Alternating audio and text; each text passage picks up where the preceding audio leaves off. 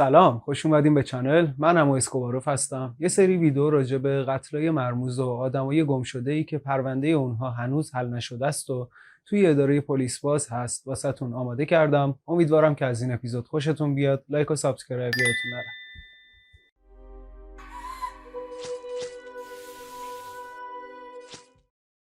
بریم سراغ این اپیزود که راجع به یک فردی به اسم ریلیشا راد که توی 29 اکتبر 2005 توی واشنگتن دی سی به دنیا آمد. یک تعبیر قدیمی وجود داره که میگه که وقتی که همه به کودک نگاه میکنن در واقع هیچ کس اون رو نگاه نمیکنه. آیا این میتونه در مورد ریلیشا راد 8 ساله صدق بکنه؟ اون توی آپارتمانی با مادرش یعنی شامیکا یانگ و خواهرش و دو برادر دیگه‌اش یعنی ایروین و آنتونیو جونیور زندگی میکرد.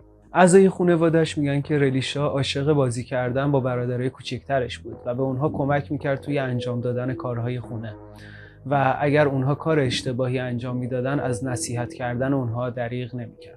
این غریزه مادری فقط محدود به خواهر و برادرهاش نمیشد و مادر بزرگش به یاد میاره که اون چجوری حتی به خانواده‌های دیگه واسه بچه‌هاشون کمک میکرد. خانواده‌اش و معلماش ریلیشا رو فردی مهربون، صمیمی و بسیار شیرین توصیف میکنن.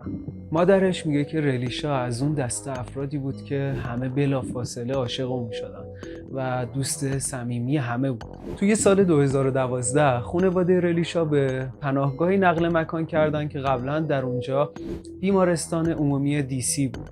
اینجاست که مردی به اسم خلیل تاتوم که توی اون پناهگاه کار میکرد با خانواده ریلیشا از جمله مادرش و دوست پسرش و آنتونیو رفیق شد. توی 13 مارس بعد از 10 تا غیبت غیر موجه ریلیشا توی مدرسه ابتدایی، مدرسه به آژانس خدمات کودکان و خانواده اون این غیبت‌ها رو اطلاع داد. به اونها گفته شد که ریلیشا تحت نظر دکتریه که این غیبت‌ها رو بهونه می‌کرد.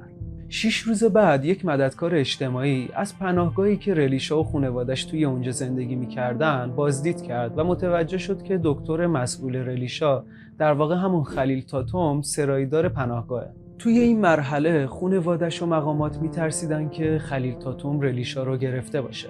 تحقیقات برای آخرین مکان شناخته شده ریلیشا شروع شد. ریلیشا راد آخرین بار توی 26 فوریه 2014 توی فیلم‌های نظارتی یک هتل توی شمال شرقی دی سی با خلیل تاتوم دیده شد.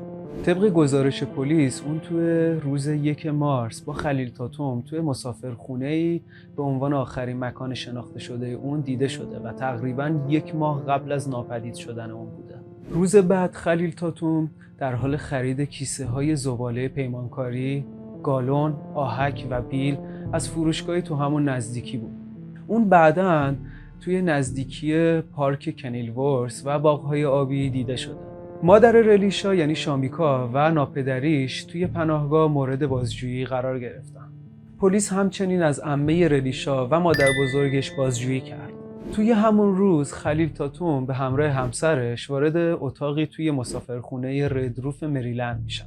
توی 18 مارس یعنی تقریباً 3 هفته بعد از آخرین باری که ریلیشا دیده شده، پلیس یک کنفرانس مطبوعاتی رو برگزار کرد و از مردم خواست که اطلاعات بیشتری در مورد گم شدن ریلیشا قبل از صدور یک هشدار امبر برای ریلیشا ارائه بکنن. تو همین حال توی مریلند تو همون مسافرخونه‌ای که خلیل تاتوم و همسرش تو اون اقامت داشتن، جسد همسرش به دلیل اصابت یک گلوله به سرش پیدا شد. 1 هفته بعد مجریای قانون جستجوی ریلیشا رو به یک پرونده مأموریت بازیابی تغییر دادن.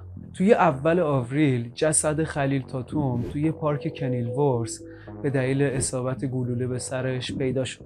اون از همون تفنگی استفاده کرد که همسرش آندریا رو کشته بود. توی سال 2017 واشنگتن دی سی رسما روز 11 ژانویه رو روز یادبود ریلیشا نامگذاری کرد. در حال حاضر تا $25,000 جایزه برای اطلاعاتی که مربوط به مکان ریلیشا راد باشه تعیین کردن. خب امیدوارم که از این اپیزود خوشتون اومده باشه. اگر دوست داشتین میتونین اطلاعات بیشتری راجع به پرونده ریلیشا راد توی اینترنت سرچ کنید و پیدا کنید. لایک و سابسکرایب یادتون نره. تا اپیزود بعد. فعلا.